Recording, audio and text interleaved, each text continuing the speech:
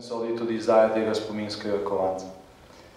V dokumentih Ljudske revolucije, ki so objavljeni iz leta 1942, imate pismo Edvarda Kardelja, ki ga je pisal Titu, oziroma mislim, da centralnemu komiteju, v katerem opisuje, kako je bilo samo v enem mestu na ozemlju druge grupe odredov, ki je takrat poveljeval Franc Rosman Stane, ki bo zdaj dobil ta spominski kovanec. Likvidiranih več kot 60 civilistov in to na zelo okruten in grozovit način, kar je povzročilo odpor proti takratnemu partizanskemu gibanju. Se pravi, v pristojnosti tega poveljnika, ki bo zdaj na spominskem kovancu in to celo na evru, so se dogajali zločini, ki jih je kritiziral celo Edvard Kardel leta 1942.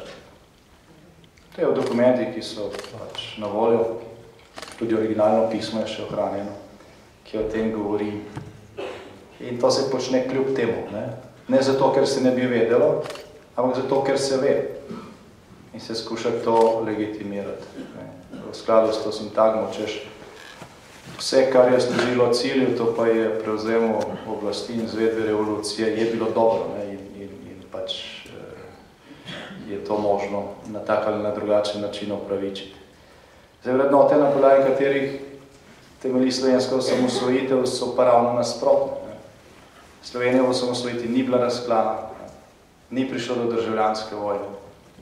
Kot je že prej dejal gospod Toman, takrat se je koalicija Demos trudila noč in dan za to, da bi dobili soglasje za zakon o plebiscitu za vse stvari, kjer se je dalo, se je popustilo, razen na teh temeljnih točkah. Skušalo se je narediti vse, da ne bi prišlo do kakršnega koli razkola. In tudi potem, ko smo bili napadeni, ko je prišlo do tega, da smo morali uporabiti orožje, je bilo to zadnje sredstvo. Zadnje sredstvo. Vse drugo, od blokad do, ne vem, obkolitve vojašnic, odzemlje elektrike, vode, vsa druga sredstva so bila prej uporabljena, prednje je Slovenija uporabila orožje v zaščito lastne svobode in suverenosti. Ni bil naš cilj, da se pobije čim več nasprotnikov, niti vojakov, niti oboroženih. Naš cilj je bil, da je žrtev čim manj.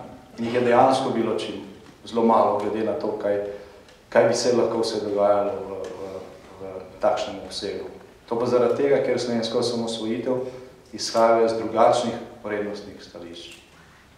Za razliko državljanske vojne, ker je bila teza, žrtve morajo biti in tam, ker pač ni bilo nobenega, ki bi bil kriv, so se pobijali nedolžni.